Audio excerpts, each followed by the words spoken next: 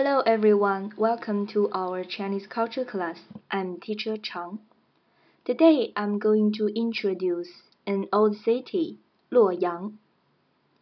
The name Luo Yang originates from the city's location on the north or sunny side of the Luo River. Since the river flows from west to east, and the sun is to the south of the river, the sun always shines on the north side of the river. Luo Yang is a city located in the confluence area of Luo River and Yellow River in central China. It's a prefecture-level city in western Henan province. It borders the provincial capital of Zhengzhou to the east.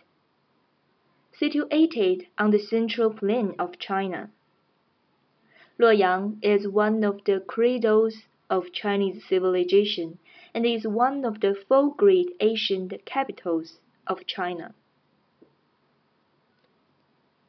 This area at the intersection of the Luo River and the Yi River was considered to be the geographical center of China.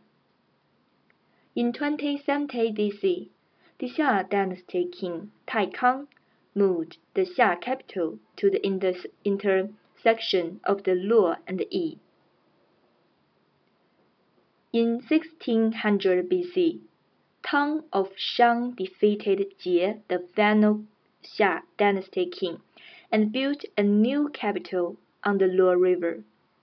The ruins of Western Bo are located in Luoyang Prefecture. In 25 AD, Luoyang was declared the capital of the Eastern Han Dynasty on November 27 by Emperor Guangwu of Han. For several centuries, Luoyang was the focal point of China.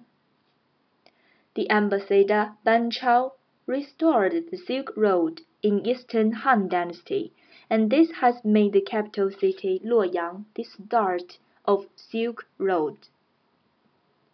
In 166 AD, the first Roman mission sent by the king of the Roman Empire reached Luoyang after arriving by sea in central Vietnam.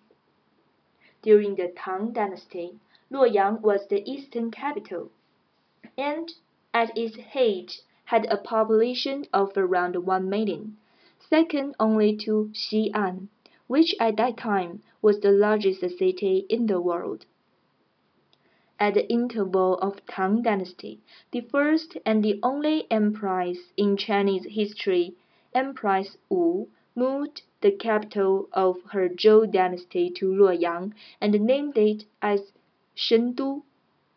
She constructed the tallest palace in Chinese history, which is now in the site of Suitang Luoyang City. During the North Song Dynasty, Luoyang was the western capital and the birthplace of Zhao Kuang-yin, the founder of the Song Dynasty. It served as a prominent culture center, housing some of the most important philosophers. Since the Yuan Dynasty, Luoyang was no longer the capital of China in the rest of the ancient dynasties. However, for one last time, Luoyang City was the capital of the Republic of China for a brief period of time during the Japanese invasion.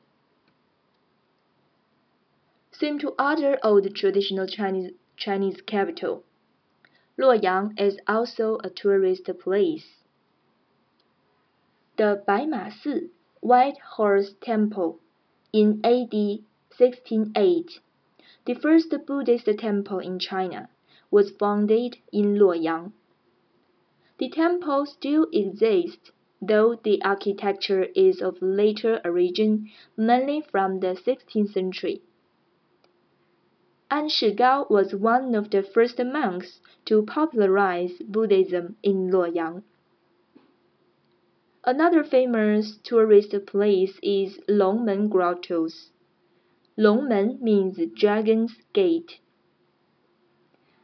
These grottos are some of the finest examples of Chinese Buddhist art, housing tens of thousands of statues of Buddha and his disciples. They are located 12 kilometers south of present-day Luo Yang in Henan province.